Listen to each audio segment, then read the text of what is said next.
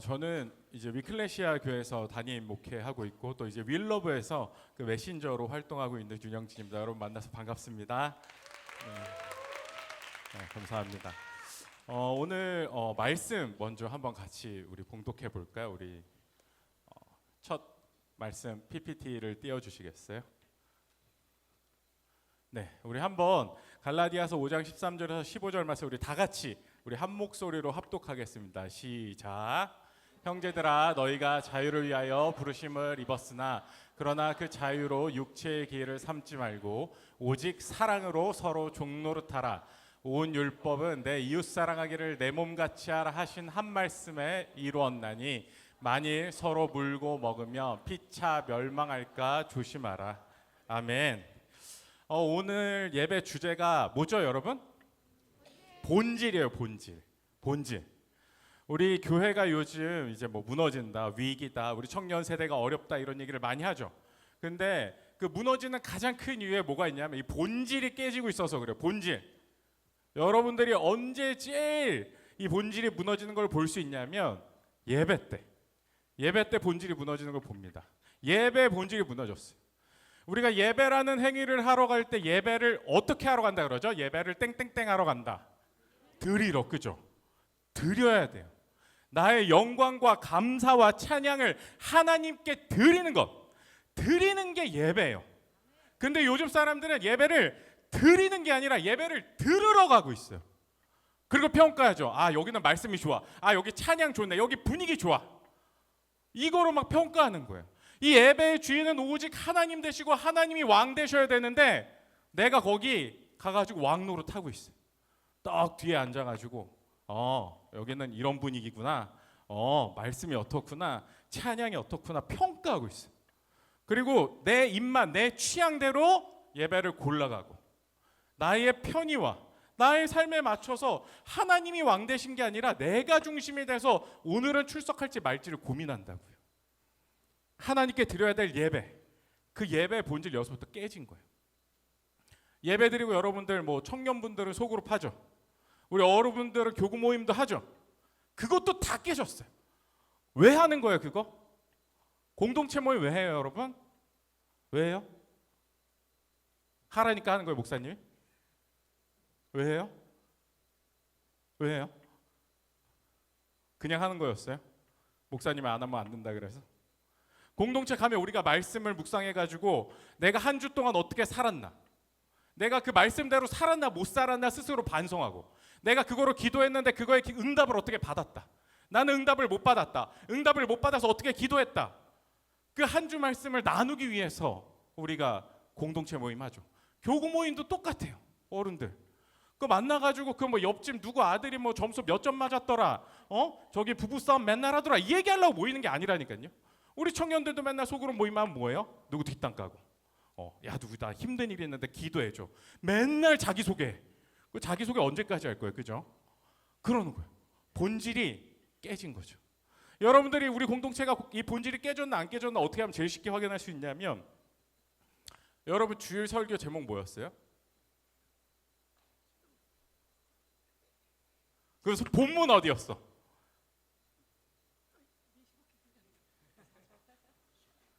한 주 동안 주일에 들은 말씀을 묵상 안 해. 교회에서는 하나님이 있는데 세상에선 이미 내 구원이 따른 거야. 내가 믿고 있는 신이 하나님이 아니라 세상에 나오면 다른 신을 이미 섬기고 있는 거야. 예배 본질, 공동체 본질 다 깨진 거죠. 말씀 나눔이 없는 공동체 못 하러 갑니까? 그렇죠. 동호회 가면 되지. 거기 가면 더 재밌게 놀 수 있는데, 거기가 어차피 나랑 안 만날 사람이니까 거기에서 나 속마음 다 얘기할 수 있는데, 술도 한잔 할 수 있는데 거기 가겠죠. 교회에서 말씀이 사라지면 우리 말씀 그 공동체 할 이유가 사라집니다. 본질이 깨졌죠. 헌금 예민하죠. 벌써 우리 헌금 얘기 나오면 막 속에서 막 뜨거운 거 막 올라오시는 분들이 있죠. 불편한 사람들. 헌금 누구한테 드리는 거예요? 하나님. 헌금 하나님한테 드린 거고. 하나님 왜 드려요? 영광과 감사를 드리기 위해 하나님께 우리가 헌금을 드리는 거죠. 하나님은 돈 필요 없는 분이에요. 돈 필요 없지만 내가 지금 이렇게 벌고 내가 이렇게 살아가는 게 모두가 하나님의 뜻입니다. 그 감사함, 저한테 이렇게 많은 것을 주시니 그 일부 하나님께 내어드립니다 라고 하나님께 올려드리는 거죠. 근데 헌금을 안 해. 교회에서 제일 불편한 문화 중에 하나가 뭔지 아세요? 헌금을 강요하는 문화예요. 왜 강요하게 해? 알아서 잘하면 되는데. 알아서 하나님한테 드려야죠. 내가 하나님께 감사합니다 했다면 그걸 드려야지. 또 요즘 헌금 생활 잘하고 있니 물어보면 제가 헌금은 안 하지만 저기 힘든 사람 제가 따로 도와주고 있어요. 제가 그 돈으로 후원하고 있어요. 이런 소리 한다고요. 그 도와주고 후원하면 그 영광 누가 받는 거예요? 내가 받는 거예요.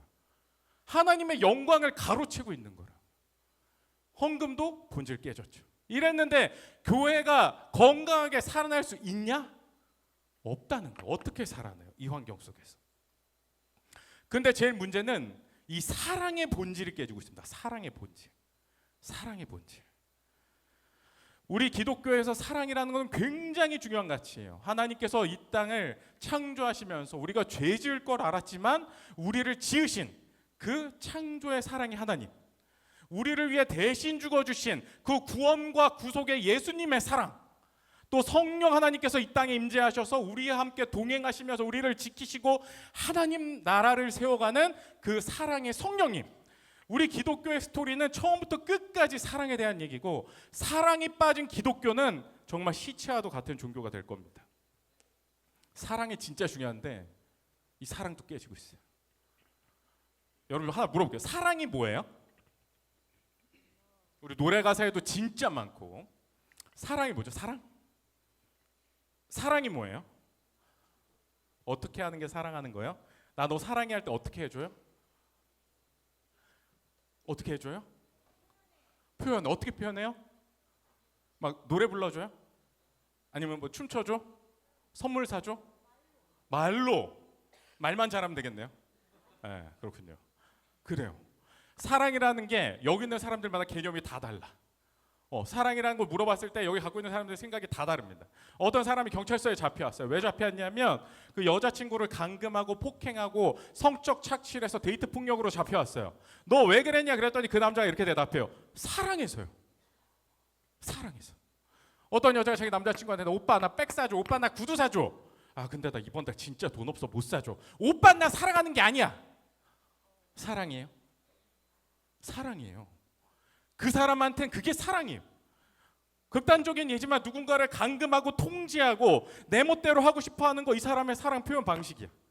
나한테 경제적인 능력을 표현하고 자기의 모든 거 다 내어주는 게 그 사람한테는 사랑이에요. 구두가 사랑이고 백이 사랑일 수 있어요. 그 사람한테. 우리가 갖고 있는 생각들 다 몰라요. 우리가 생각하는 사랑의 개념 다 달라요. 근데 우리가 지켜야 되는 사랑은 분명히 있습니다. 우리가 그걸 어디서 찾을 수 있냐면 예수님의 삶을 통해서 찾을 수 있는 거예요. 우리는 교리나 도덕적 가치를 믿는 종교가 아닙니다. 그리스도인이라 하면 예수님의 삶을 보는 거. 예수님이 뭘 가르쳐 주셨나 그걸 따라가는 게 그리스도인이에요. 그러니까 우리가 예수님의 삶을 보면 우리가 어떻게 살아야 될지 알아. 예수님의 사랑이 뭔지를 알면 우리가 그거대로 그냥 따라가면 되는 거예요.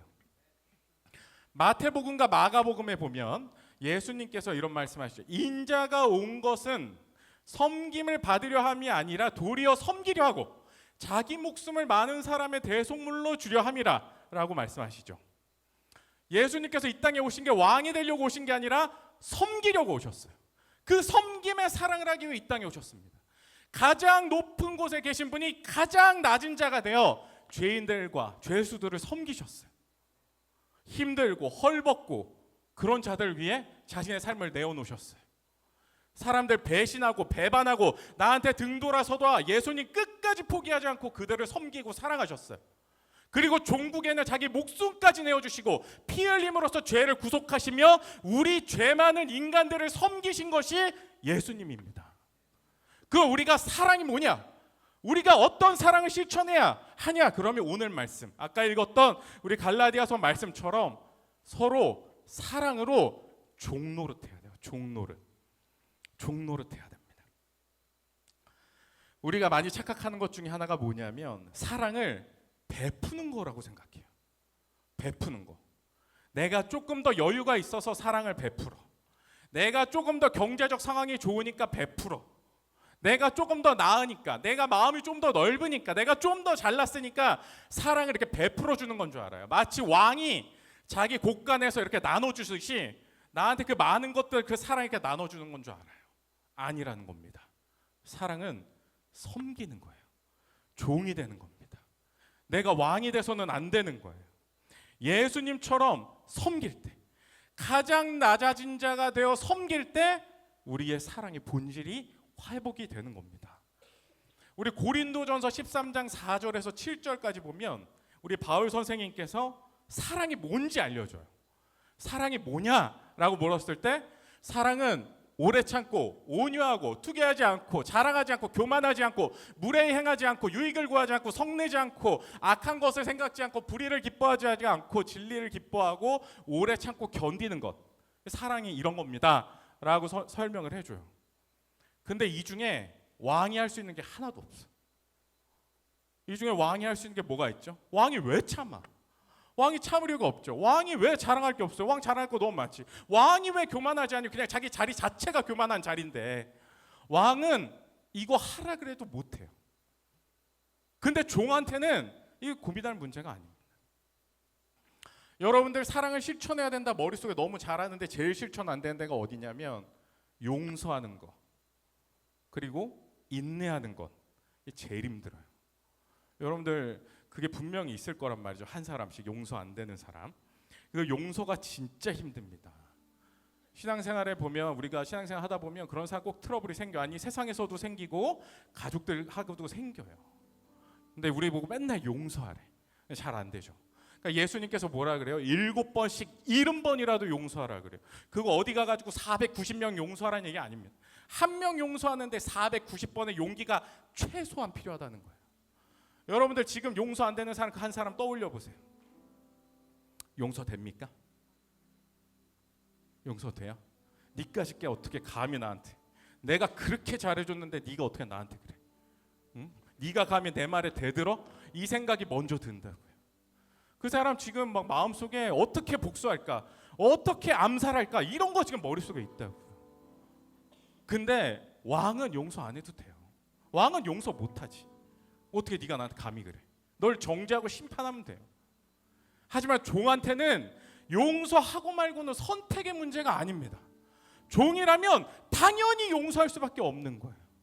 자랑할 거 없어요. 나는 예수님만으로 족한데 뭘 자랑하겠어? 인내하는 거 종 해야 되는 겁니다. 당연히 해야 되는 거예요. 내가 종 노릇할 때 그 사랑이 게 무엇이냐라는 그 가르침에 우리가 살아갈 수 있는 거예요. 쉬운 일 아니죠. 내가 낮아진다는 거 굉장히 어려운 일입니다. 쉽지 않아요. 특히나 우리 젊은 우리 청년 세대들, 우리 어렸을 때 다 자기 집 왕장님 공주님으로 컸죠. 20대가 됐어. 그러니까 이제 세상에서 뭐라 그래요? 네 인생의 주인공은 너야. 너가 주도권을 갖고 살아가야 돼. 너가 최고야. 뭐 문화적으로도 그렇죠. 제가 뭐 힙합 이런 거 비하하는 게 아니라, 또 하다시 뮤직 오셨는데 제가 함부로 그렇게 얘기하는 게 아니라, 가사들 보면 야 내가 짱이야. 너는 헤이터만 늘어나지만 나 팔로워가 늘어나. 내가 짱이야. 내가 왕이야. 그러니까 너네 다 내 앞에서 수구려. 나 경배해. 이렇게 살잖아요. 나를 내려놓고 나를 비우고 종노릇한다? 이거 쉬운 일 아닙니다. 어려운 일이에요. 그런데 여러분, 낮아지는 거 비굴해지는 거 아닙니다. 낮아지는 거 부끄러워지는 거 아니에요. 낮아지는 거 손해보는 일 아닙니다. 가장 예수님답게 살아가는 것, 가장 예수님 닮아가는 것이 낮아지는 것이에요. 종처럼 타인을 섬기는 것입니다. 여러분들 그런 삶 살기를 간절히 축복합니다. 예수님처럼 낮아지고 섬기는 것 정말 너무너무 중요하죠. 제가 이 홀라이프 뮤직 처음 관계를 하게 된 게 어떤 거냐면, 그 힘든 목회자, 개척교회 목사님 도와주는 프로그램이 있었어요. 그래가지고 프로그램이라다 지원을 하시겠다 해가지고 제가 그 이제 지원을 받게 된 케이스입니다. 그래서 이제 2년이 된 거예요. 저도 성공의 길이 뭔지는 알아. 우리 목사들 사이에 성공의 길이라는 게 있어요. 너무 끔찍하지만 이제 어디 교회 큰 교회 부목사가 되고 박사학위를 해서 대형 교회 목사 담임 목사가 된다. 이게 가장 좋은 루트라고 말하는 길이에요. 뭐 여러분들도 그게 다 있을 거예요, 그죠? 삶마다. 근데 저한테 사명이 있었어요. 우리 청년들이 너무 교회를 많이 떠나니까 얘네들을 살려야겠다는 사명이 있었어요. 그래가지고 저는 그쪽 큰 교회로 안 가고 담임 청빙이 몇 번 들어왔는데 제가 거기를 거절했어요. 그리고 이 사역을 시작했는데 저는 이게 사명인 줄 알았는데 현실이 그렇지 않은 거예요. 월급 30만 원밖에 못 받았어요. 굉장히 힘들죠. 근데 어머니가 또 아프시네. 사역을 그만둬야 돼. 내려놔야 돼. 집에 와서 덤프 트럭 알아보고 막 이랬어요. 그게 내가 살아갈 길이라고 생각했으니까. 난 괜찮은데 내 처자식은 무슨 죄입니까? 너무 힘들었어요. 근데 거짓말같이 이 사역을 위해, 저의 사역을 위해 누군가가 섬겨주셨습니다. 정말 미련한 짓이죠. 내가 볼 게 뭐 있다고. 나보다 잘난 목사님들, 멋진 목사님들 얼마나 많은데 내가 뭐라고. 저를 섬겨주셨어요.